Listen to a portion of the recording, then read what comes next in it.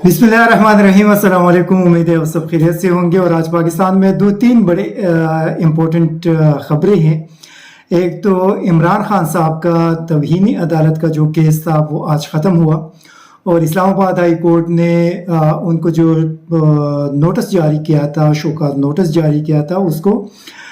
Withdraw कर दिया या उसको डिसमिस कर दिया। और इसी तरह इस्लामाबाद हाई कोर्ट ने उनके कंडक्ट को भी अप्रिशिएट किया कि वो एडिशनल सेशन जज की अदालत में खुद गए और वहाँ पे उन्होंने माज़रत की और साथ उनकी जो बयानी हल्फी थी उस पर इत्मीनान का इजहार किया। और तमाम 5 जो जजेस थे उन्होंने मुत्तफ़िका ये फैसला किया कि इमरान खान का ये जो केस है इसको ख़त्म कर दिया जाएगा। उसके साथ साथ मरियम नवाज़ को आज लाहौर हाई कोर्ट की तरफ से पासपोर्ट वापस मिल गई हैं। आज उन्होंने उस पर बड़ी खुशी का इजहार भी किया और अभी ये सुनने में आ रहा है कि वो लंदन जाने की तैयारी कर रही है, तो पाकिस्तान को छोड़कर वो लंदन चली जाएगी। और शेख रशीद साहब कह रहे हैं कि जो न्यू ईयर है वो मरियम नवाज़ वहाँ पे लंदन में सेलिब्रेट करेगी और उनकी वापसी का फ़िलहाल कोई इम्कान नहीं है, लेकिन ये देखा जाएगा क्योंकि उनके अपनी पार्टी के लोग कह रहे हैं कि वो नवाज़ शरीफ साहब के साथ वापस आएगी। और उनका ख्याल ये है कि नवंबर के एंड में या दिसंबर में नवाज़ शरीफ वापस पाकिस्तान आ जाएंगे। और चूँकि मरियम नवाज़ का जो केस था वो भी अभी ख़त्म हो चुका है इस्लामाबाद हाई कोर्ट से, और साथ नवाज शरीफ का भी ये इम्कान है कि अगर वो आ जाए तो उनका केस भी ख़त्म हो जाएगा जो इमरान खान साहब कह रहे हैं कि NRO 2 है। उसकी जो उनकी बुनियादी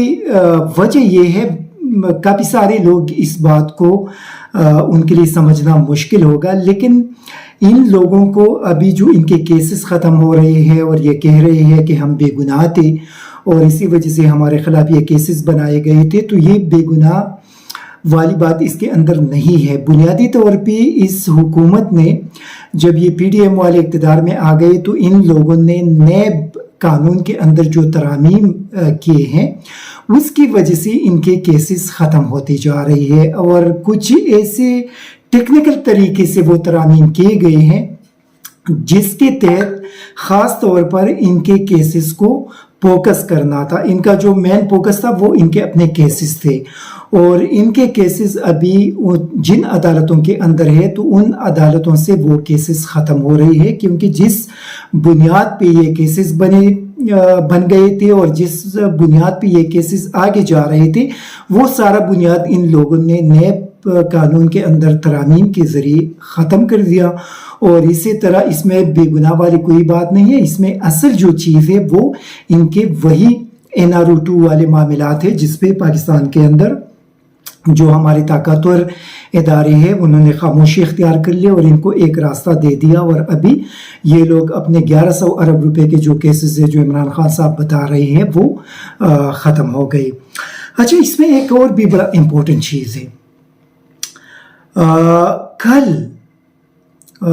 कल या परसों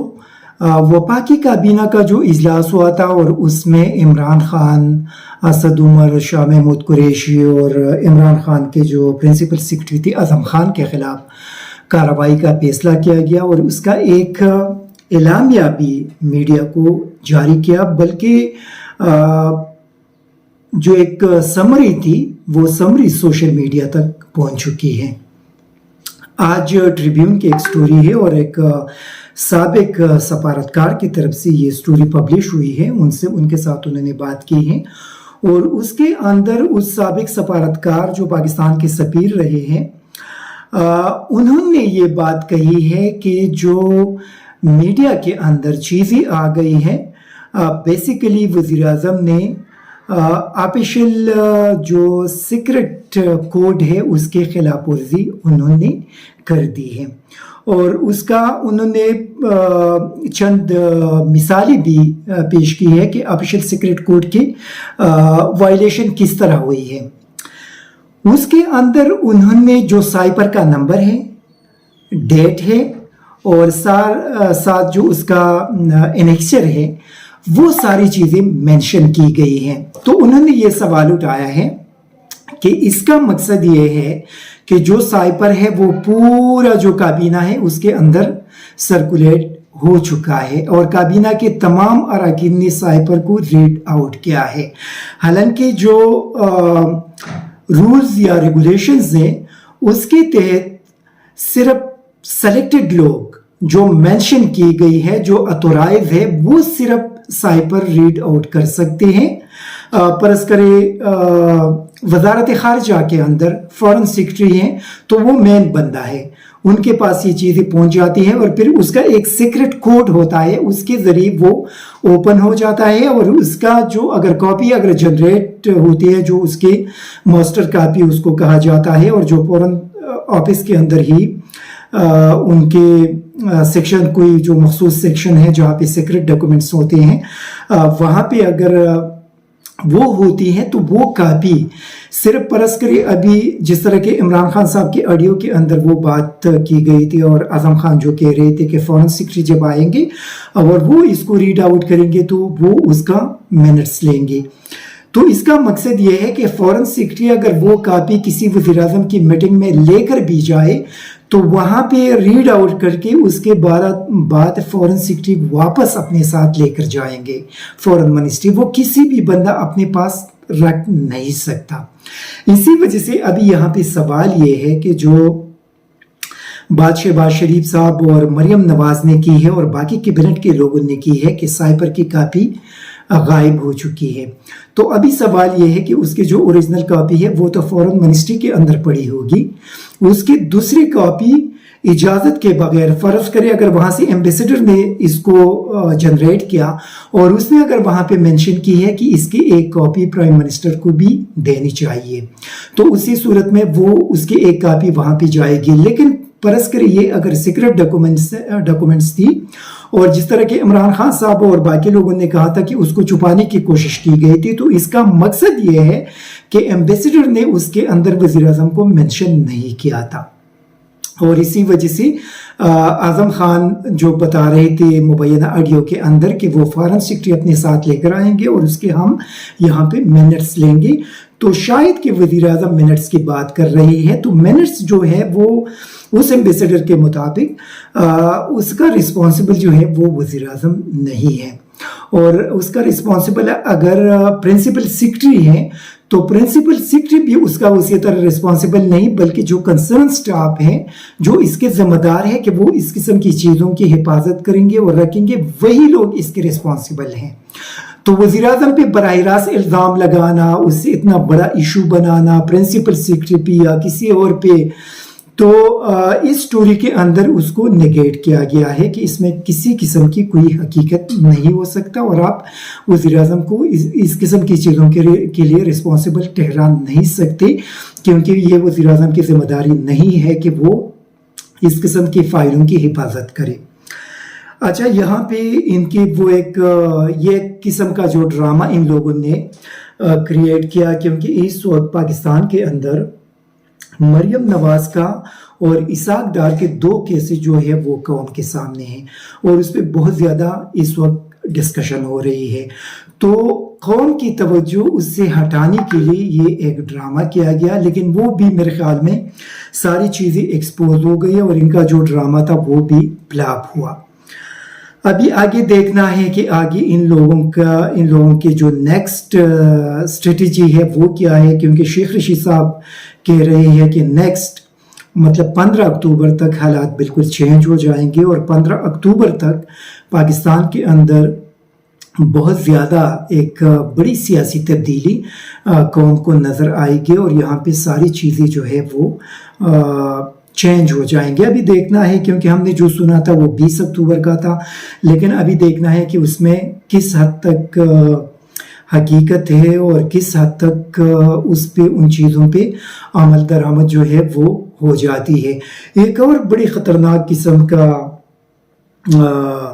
डेवलपमेंट हुआ है और वो साबिक वज़ीर ख़जाना मफ्ता इस्माइल की तरफ से वो ARY के एक प्रोग्राम में आए थे और उन्होंने पाकिस्तानी फ़ौज के ऊपर ये इल्ज़ाम लगाया कि जो मरियम नवाज़ को अभी یہ جو ان کو ریلیف ملا یا اسحاق ڈار کو اگر ریلیف ملا، باقی لوگوں کو جو ریلیفز مل رہے ہیں نیب قانون کے اندر ترامیم کی وجہ سے، تو اس نے یہ الزام لگایا کہ یہ ترامیم جو تھے یہ فوج لے کر آئے تھے۔ ابھی سوال یہاں پہ یہ ہے کہ اس میں فوج کا انٹرسٹ کیا تھا کہ فوج یہاں پہ مریم نواز کو ریلیف دے اور اسحاق ڈار کو دے اور باقی جتنے بھی لوگوں نے کرپشن کی ہے، جو پاکستانی قوم کے 1100 ارب روپے لوٹی گئی ہے، ان لوگوں کو وہ 1100 ارب روپے معاف کرے۔ تو میرے خیال میں یہ D G I S P R کو اس پہ باقاعدہ اسٹیٹمنٹ بھی دینا چاہیے اور مفتاح اسماعیل سے اس حوالے سے ان سے پوچھنا بھی چاہیے کہ ان کے پاس کیا ثبوت ہے کہ انہوں نے پاکستانی فوج کے جو اہم لوگ ہیں، جو اس قسم کے ذمہ دار لوگ ہیں، ان پہ اس قسم کے الزامات لگاتے ہیں۔ تو میرے خیال میں ابھی ان کو نوٹس لینا چاہیے، کیونکہ پھر لوگ یہی سوال کریں گے کہ عمران خان نے ایک بات جلسے کے اندر کہی ہے اور وہ بھی میرٹ کے حوالے سے ایک بات کی تھی، اس پہ اتنا سخت سٹیٹمنٹ آیا تھا اور یہاں پہ مفتاح اسماعیل کی طرف سے اتنا بڑا الزام لگا اور اس پہ کوئی ایکشن نہیں ہوا۔ تو یہ میرے خیال میں فوج کو اس کا نوٹس لینا چاہیے اور باقاعدہ ان کے خلاف کارروائی بھی کرنی چاہیے۔ اور دوسرا، جو اس وقت پاکستان کے اندر عوام کے اندر ایک غم و غصہ ہے اور لوگوں کے اندر ایک پریشانی ہے، جس طرح کے یہ مختلف کرپشن کیسز کے اندر لوگوں کو ریلیفز مل رہے ہیں، اور یہ بھی پاکستانی اسٹیبلشمنٹ کی ذمہ داری ہے کہ وہ لوگوں کے ان جذبات کو دیکھ لے، ان کے غم و غصہ کو دیکھ لے، اور یہ چیزیں وہ رکوا سکتے ہیں۔ اور میرے خیال میں ان کو اس چیزوں کا ایکشن لینا چاہیے، کیونکہ پاکستان کے عوام کے نہ صرف جذبات بلکہ پاکستان کو بہت زیادہ نقصان پہنچ رہا ہے۔ یہ جو اتنے بڑی رقم ہے اور 1100 ارب روپے بہت بڑی رقم ہے پاکستانی قوم کے لیے، تو میرے خیال میں اگر یہ لوگ ایک دوسرے کو یہ چیزیں معاف کرتے ہیں، پیسے معاف کرتے ہیں، تو پاکستان کی حفاظت ان کی آئینی ذمہ داری ہے اور ان کو اس کا نوٹس لینا چاہیے اور ان چیزوں کو روکنا چاہیے۔ Thank you very much. ISTV Pakistan کو سبسکرائب کریں اور بیل آئیکن کو دبائیں مزید ویڈیو اور اپڈیٹس کے لیے۔